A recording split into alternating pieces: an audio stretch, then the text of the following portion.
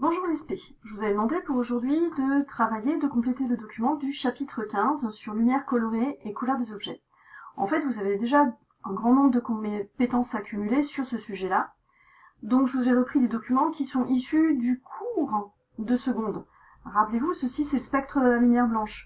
Nous retrouvons dans ce spectre les limites des longueurs d'onde, entre 400 et 800 nanomètres. Dans l'autre sens, ce sont les fréquences.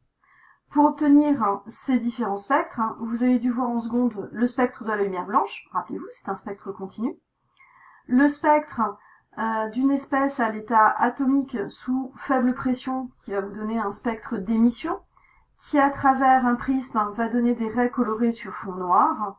Le dernier spectre, vous vous en rappelez, il s'agit d'un spectre où la lumière blanche traverse un gaz sous forme atomique sous faible pression, c'est ce qu'on appelle un spectre d'absorption, ce qui est utilisé dans le cas des étoiles. Le troisième document reprend la vision des plongeurs à travers l'eau. Les objets n'ont pas toujours leur couleur telle que on pourrait les voir en lumière blanche. Donc voici une gorgone. C'est un animal, je rappelle que les coraux sont des animaux. Cette gorgone vue en lumière naturelle par le plongeur. Et voici cette gorgone avec la lumière éclairée par le photographe, donc avec une lumière blanche. On voit bien qu'il y a une différence entre ces deux couleurs, ce qui vous a permis donc de répondre aux questions. La lumière blanche est-elle monochromatique ou polychromatique ? Vous le savez, la lumière blanche est polychromatique, constituée d'une infinité de radiations lumineuses. Chaque radiation est caractérisée par une grandeur. Vous l'avez vu en classe de seconde, il s'agit de la longueur d'onde.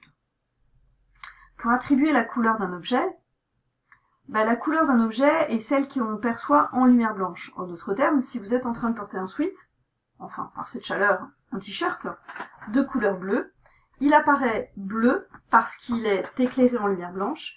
Il est possible que ce même t-shirt en boîte de nuit apparaisse d'une autre couleur. Et c'est ça qui va nous intéresser, c'est qu'effectivement la lumière peut être filtrée. Alors les filtres simples, c'est qu'il faut en obtenir un spectre. Pour obtenir un spectre, nous avons vu le prisme et le réseau comme spectre. Je vous rappelle que vous pouvez arrêter la vidéo si vous avez besoin de relire une des réponses. Je ne vous demande pas de l'écrire au fur et à mesure. Et ensuite, je vous ai déjà redonné les différents types de spectres. Ces différents types de spectres sont, nous l'avons vu, le spectre continu, le spectre d'absorption, le spectre d'émission sont les trois spectres qui ont été illustrés effectivement par les trois images du document précédent. Finissons sur la partie du spectre visible que l'eau absorbe. Bien comprendre que la gorgone, elle apparaît plutôt un peu marron, alors qu'en fait elle est rouge quand on la sort de l'eau. Elle est marron parce qu'en fait la lumière du soleil, qui est une lumière blanche, est filtrée par l'épaisseur d'eau qui est au-dessus de cette gorgone. Donc en fait, toutes les radiations lumineuses n'arrivent pas sur la gorgone. N'arrivant pas sur la gorgone, on la perçoit un petit peu marron, tout simplement parce que le rouge n'arrive pas jusqu'à ses profondeurs. Ceci vient du fait que l'eau de mer, l'épaisseur d'eau de mer, filtre la couleur, et c'est ce qu'on a noté ici, c'est-à-dire qu'elle est absorbée par l'eau qui se trouve au-dessus. Donc elle paraît brune, et en fin de compte, elle va apparaître rouge si on l'éclaire en lumière blanche. Donc les photographes, ce qu'ils font, c'est qu'effectivement, ils éclairent les objets lumineux. Alors justement, de parlant de filtre, c'est exactement ce qui va nous intéresser, avec cette première partie sur la synthèse soustractive. Rappelez-vous, je vous avais demandé effectivement, ici, donc j'ai modifié, il faut tenir compte de la consigne d'utiliser un simulateur de couleurs. Je vais vous en montrer d'ailleurs un autre. Alors, on va commencer par s'intéresser à la synthèse soustractive. Dans cette synthèse soustractive, on a une lumière blanche qui correspond au fond de l'écran. Sur cette lumière blanche, on a interposé des filtres colorés. Cyan, magenta, jaune. Si vous les voyez d'une couleur différente, c'est que vous êtes daltonien. Donc, cyan, une sorte de turquoise. Magenta, une sorte de rose. Bon, jaune, ça reste du jaune. Et je vous ai demandé dans un premier temps de superposer les filtres 2 à 2.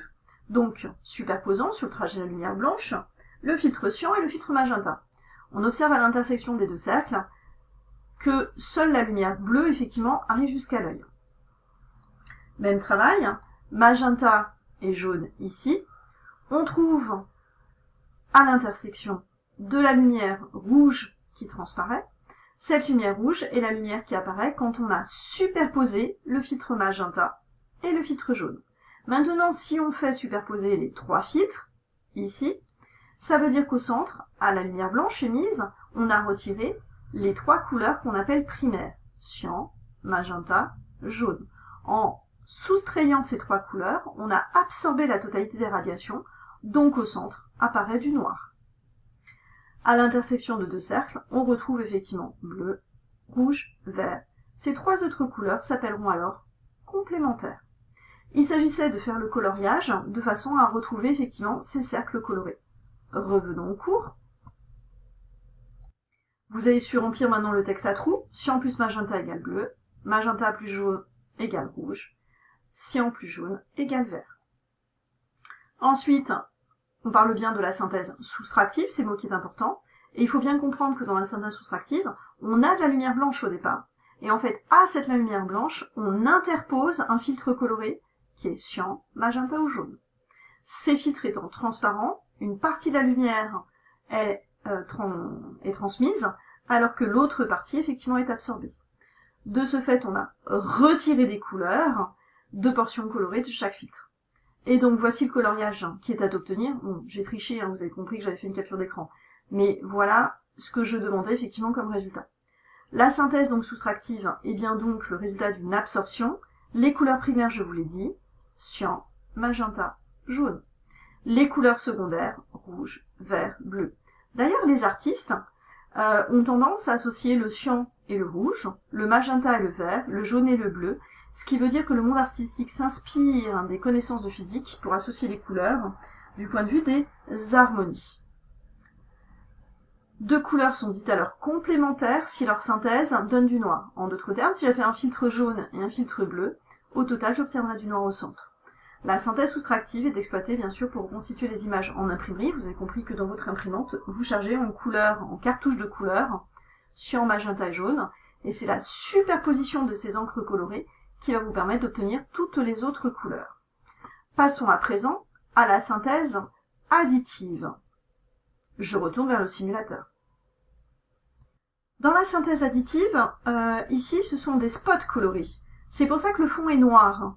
En d'autres termes, vous imaginez trois lumières colorées, une lumière rouge, une lumière verte et une lumière bleue.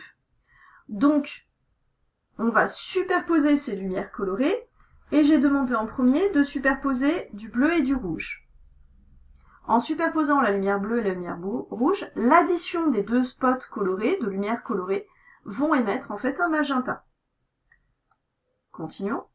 Rouge et vert, vous commencez à comprendre peut-être. Ah tiens, on retrouve le jaune. Donc, en émettant lumière rouge et lumière verte, on peut recomposer du jaune. Maintenant, bleu et vert, bah oui, vous avez compris, on retrouve le cyan. Donc, en superposant ces trois spots colorés, on va obtenir au centre l'addition de toutes les radiations lumineuses, c'est-à-dire la lumière blanche. Donc, bien comprendre que dans la synthèse additive, on additionne des lumières colorées, et en fait, c'est l'addition de ces lumières colorées qui vont recomposer cette lumière blanche. Rouge, vert, bleu sont les couleurs primaires. Jaune, magenta, cyan sont alors les couleurs secondaires. On appelle couleurs complémentaires. Oh ben ça y est, vous commencez à comprendre. Rouge et cyan sont complémentaires. Vert et magenta sont complémentaires. Bleu et jaune sont complémentaires. L'addition de deux couleurs va donner cette fois-ci-là du blanc. Puisqu'on les additionne, on ne les soustrait plus. Il s'agit encore une fois de reconstituer le coloriage pour retourner du côté de la fiche. Donc bien comprendre que dans cette superposition de lumière colorée, bleu plus rouge égale magenta, rouge plus vert est égal à jaune, bleu plus vert égale cyan. En superposant les trois spots colorés, c'est-à-dire les trois faisceaux colorés, on a obtenu une superposition de faisceaux et c'est ce qu'on appelle la synthèse additive. Donc ça, c'est le mot à se rappeler que vous pouvez surligner. Donc le coloriage, vous avez compris, j'ai fait une nouvelle capture d'écran, j'ai toujours pas réussi à déplacer la souris. Donc reprendre rouge en face du cyan, vert en face du magenta, bleu en face du jaune, et au centre, vous laissez la feuille pour que ça fasse du blanc.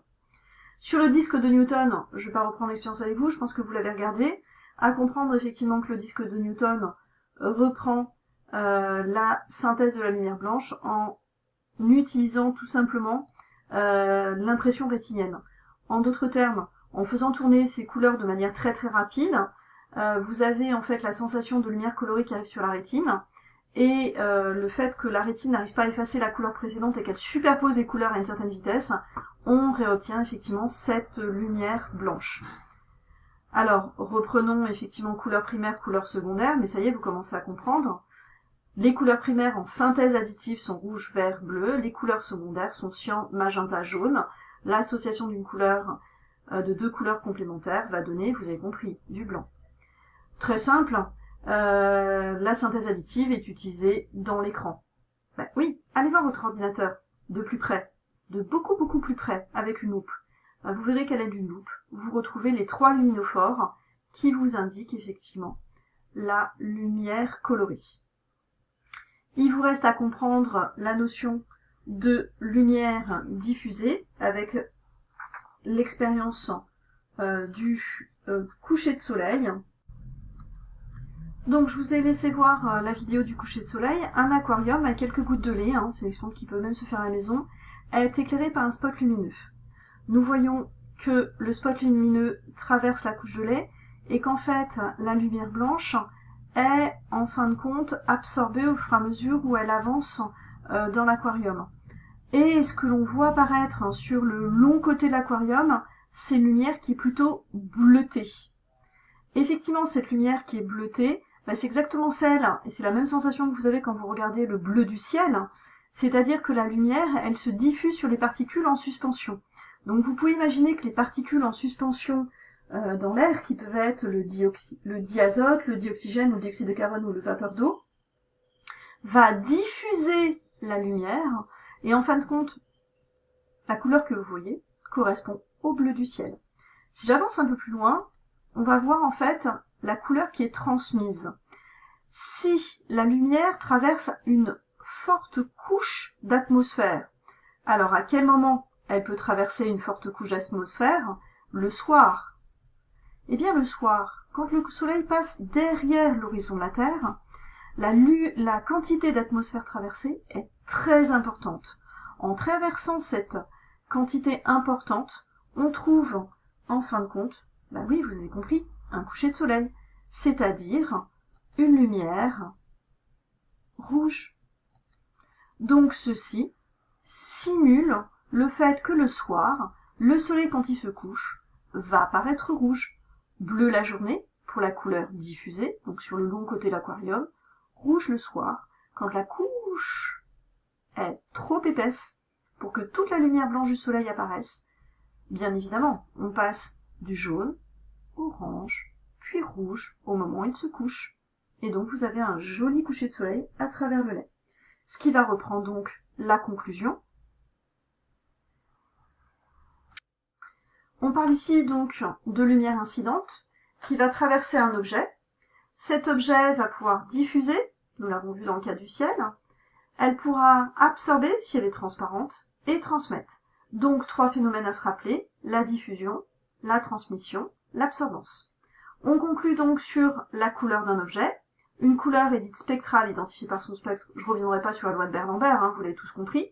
Et ensuite la couleur perçue, ce qu'on a travaillé aujourd'hui, est liée à la lumière incidente, à l'absorption. Et en fait, l'œil ne fait que la synthèse. Le t-shirt, il est bleu parce que il reçoit une lumière blanche et ne diffuse que du bleu.